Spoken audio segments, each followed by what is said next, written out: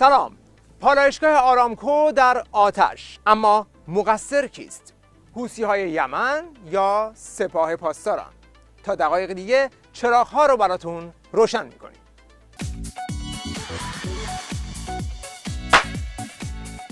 چند وقتیه که شعله‌های آتش در پالایشگاه نفت آرامکو در عربستان خاموش شده و تعمیرات اون هم آغاز شده. ولی چیزی که ظاهراً قراره برای برخی ناروشن باقی بمونه اینه که چه کسی پشت این حمله بوده.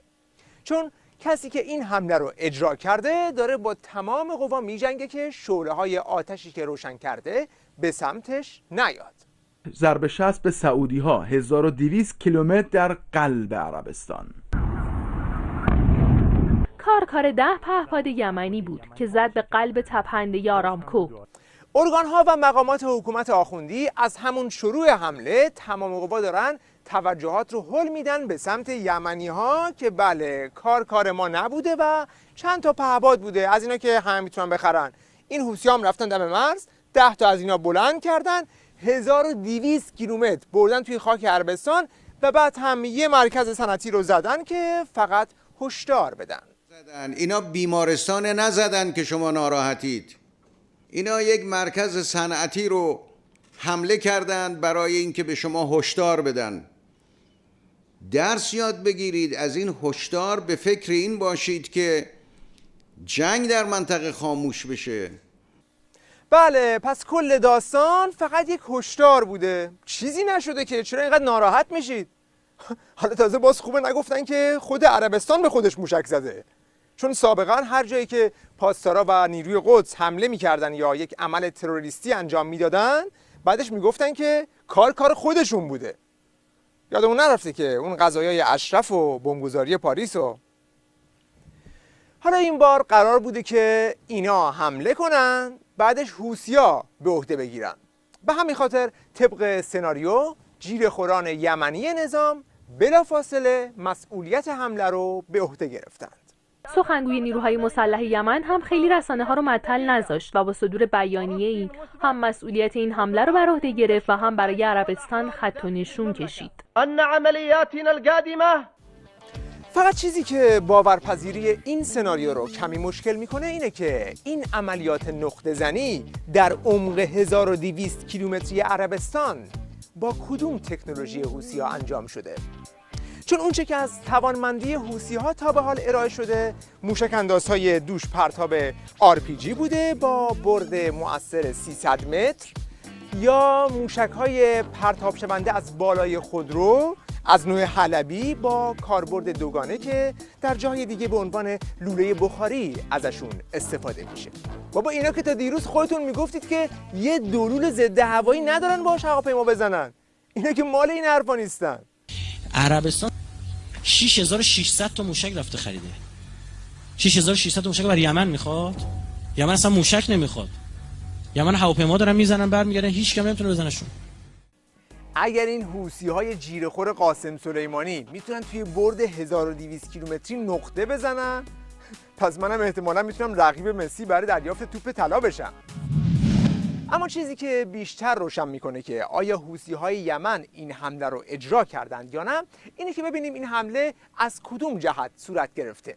همونطور که در نقشه ملاحظه میکنید پالایشگاه ابقیق و خریس که در این حمله مورد اصابت قرار گرفتند تقریباً در مناطق میانی عربستان قرار دارند، طوری که یمن در جنوب اونها و ایران و عراق در سمت شمالی اونها قرار دارند. یافته‌ها از بقایای سلاح‌های به کار گرفته شده نشون میده که در این حمله از پهپادهای انفجاری و موشک‌های کروز ساخت سپاه پاسداران استفاده شده. ولی بهترین سند غیر قابل کتمان برای اینکه نشون بده که موشک‌ها از کدوم سمت اومدن خود اهداف هستند.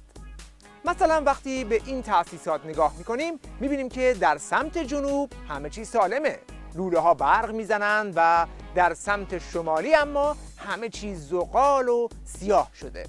یا وقتی به این منابع کروی شکل نگاه میکنیم میبینیم که همه سوراخ‌های ایجاد شده در اثر اصابت در سمت شمال غربی اونها واقع شدند.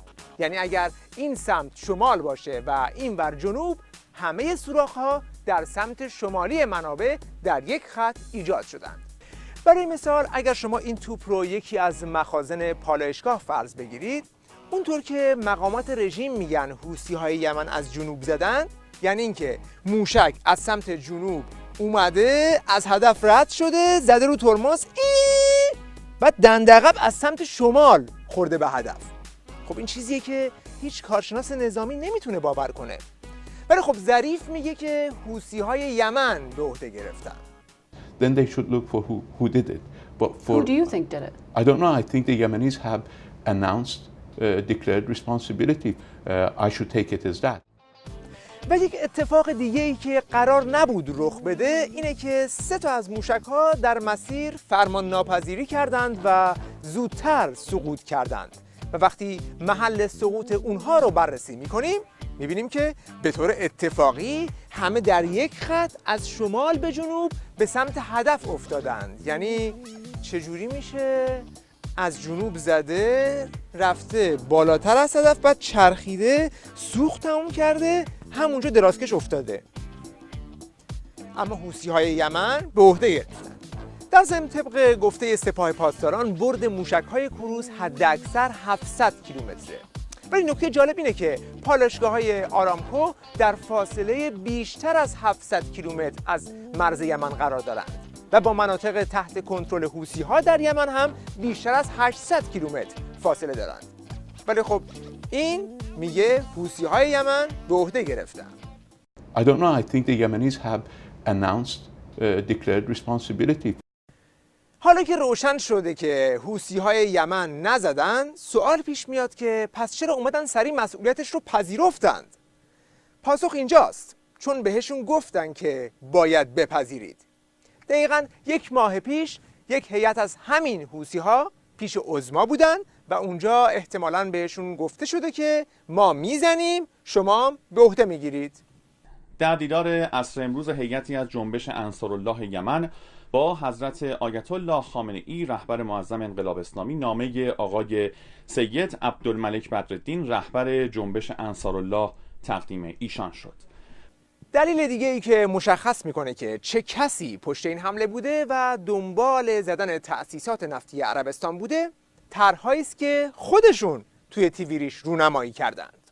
ما در هر آن اگر آمریکایی ها اشتباه کنن میتونیم از مرزهای خودمون با موشک‌های زیر 70 کیلومتر مراکز نفتی دنیا مورد نیاز دنیا در منطقه الاحمدی که در سال 65 این رو زدیم و آمریکایی‌ها تسلیم شدن، میتونیم منطقه نفتی زهران و میتونیم منطقه نفتی امارات که حدود 20 میلیون بشکه در روز از این منطقه داره خارج میشه رو میتونیم در آن واحد مورد حمله قرار بدیم. البته ظریف مدعیه که کار حوثی‌ها بوده. ولی اگر کمی عقب‌تر هم بریم می‌بینیم که این صحبت‌ها اصلاً چیز عجیبی توی این نظام نیست، بلکه حتی توی نمایش جمعه با جزئیات از طرح حمله‌شون به پالایشگاه آرامکو صحبت می‌شده. به محض دستور ایران موشک‌های قاهر موجود برای تأسیسات نفتی آرامکوی عربستان کافی است و تمامی تأسیسات نفتی رو از کار میاندازن.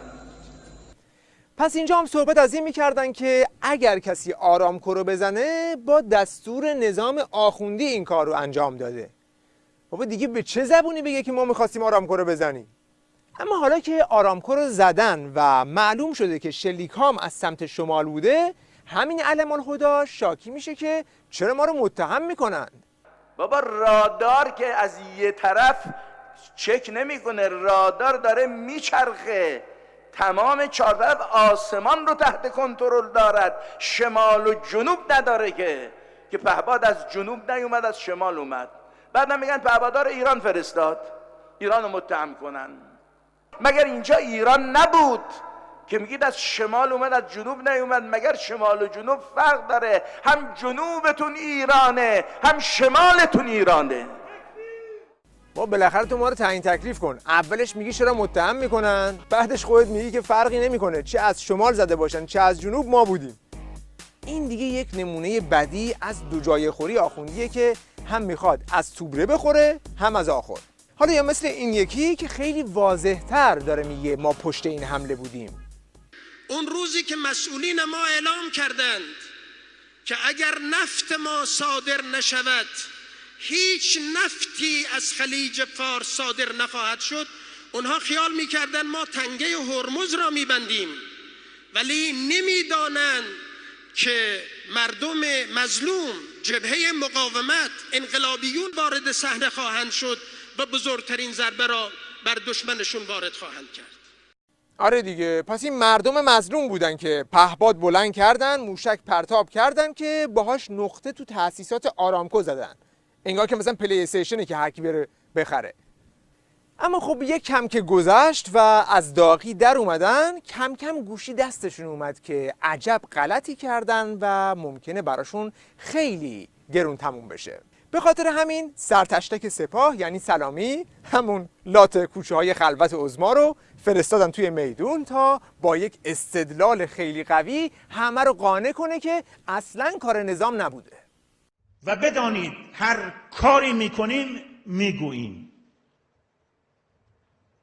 ما هم اراده عمل داریم، هم زبان گفتن و به عهده گرفتن مسئولیت اقداماتی که انجام میدهیم. عجب، هیچ وقت اینجوری قانع نشده بودم. داره میگه ما اگر زده بودیم خودمون میگفتیم، چون ما هر کاری میکنیم میگوییم. آره دیگه، این اصلا همیشه هر کاری کردن گفتن. همونطور که تو رستوران میکونوس گفتن، تو بمبگذاری آرژانتین گفتن. اصلا قیافه رو نگاه کن، چقدر اعتماد برانگیز. ولی از اونجایی که این بیمغز توی اتاق فکرشون این ایده رو آورده بود که با این اقدام جنگی یک راه نفسی برای نظام باز میشه و با ترسوندن طرف حسابهاشون اونها رو به کاهش تحریم‌ها وادار خواهند کرد، این بار اما تیرش به سنگ خورد و موج به خودشون برگشت. نتیجه این شد که در گام اول آمریکا با تحریم بانک مرکزی آخرین منفذهای مالی نظام رو هم کور کرد. دومی که شرکای مهم تجاریش مثل چین هم این حمله رو محکوم کردند. بعد جان کری، اون رفیق پیاده‌روهای خیابون‌های سوئیس بود، حتی اونم اومد گفت کار ایناست. I believe Iran, one way or the other, was behind the attack that took place. That to me is obvious. It's also obvious it's got to be denied. و اما دستاورد بعدی، طبق گفته خودشون کشورهای حاشیه خلیج متحد شدند و حمایت خودشون رو از عربستان اعلام کردند. اروپایی‌ها هم که یه سری توی نظام بهشون امید داشتند، توی این ماجرا کشیده شدن به اون سمت و نظام رو محکوم کردند. حالا اگر بخوایم حساب کنیم که توی این ماجرا کی پشت نظام رفت، فکر کنم که جز اون حوثی‌ها کسی برای نظام باقی نموند که به همونها هم گفتن که همون جور که به عهده گرفتید حالا برید بگید غلط کردیم و دیگه نمیزنیم. رئیس شورای عالی سیاسی یمن گفت حملات پهپادی و موشکی به عربستان را به صورت مشروط متوقف می‌کنیم و ادامه جنگ به سود هیچ کس نخواهد بود. بله، به این ترتیب نظام رسما پذیرفت که از این ماجرای پهپادی موشکی پشیمون شده و دیگه تکرار نخواهد شد. نتیجه این که با وجود همه اسناد و مدارک غیر قابل انکار دیگه روشنه که چه کسی پشت این حملات بوده، ولی ظریف همچنان در حال مالکشی این حمله شکست خورده است.